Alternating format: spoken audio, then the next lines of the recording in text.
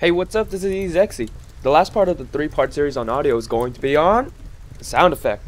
If music and voice acting are what draws you into a game, then sound effects are what subconsciously keeps you there. Good sound effects are what makes the whole experience seem real, and sound effects can be divided into 2 parts. Primary sound effects and background sound effects. Primary would be the stuff that the player is interacting with at the time, like firing a rifle or casting a spell. Background sound effects would be like artillery firing in the distance or cicadas whirring in the woods. I'll just start off with background sounds. They're like the subtle environmental sounds around you that make you feel like the entire scene is happening in real life. It makes it believable. The world is full of sounds and every day we're bogged down by surrounding sounds. White noise.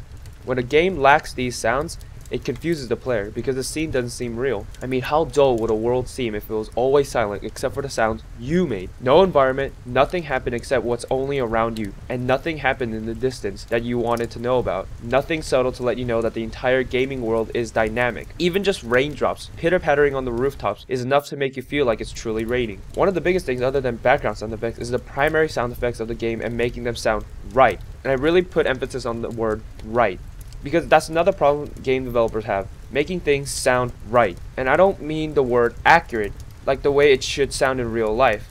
Take this for example. Does anyone in this world really know what a T-Rex sounds like? You can go crazy with the fossil records and whatnot, but no one really knows what it should sound like, and no one has a recording of it.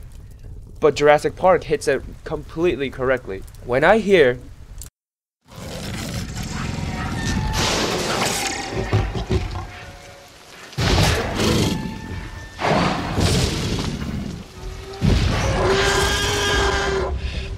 being right all the time.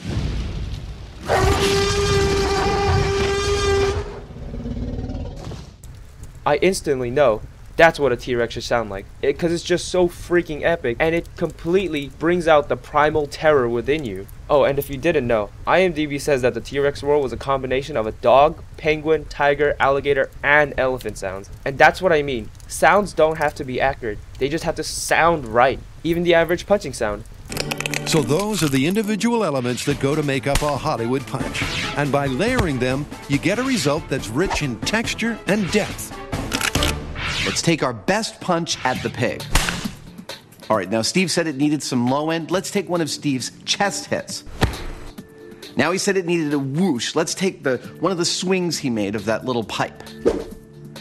And then finally, let's add in some bone-cracking walnut sounds and play them all together and see what we get. It's pretty good, huh? So yeah, game developers, do not skimp out on sound.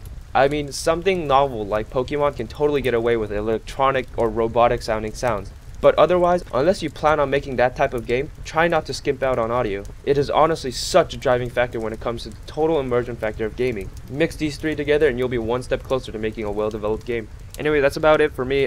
Thank you guys for listening in, and sorry about the lack of videos these days. It's honestly because I have finals. I mean, it's been finals week and I've been like completely crushed with finals, but you know what, they're all over now. It's finally summer break, and you know, and I'm gonna start making videos more often, so hoorah for that. Anyways, that's about it. Peace.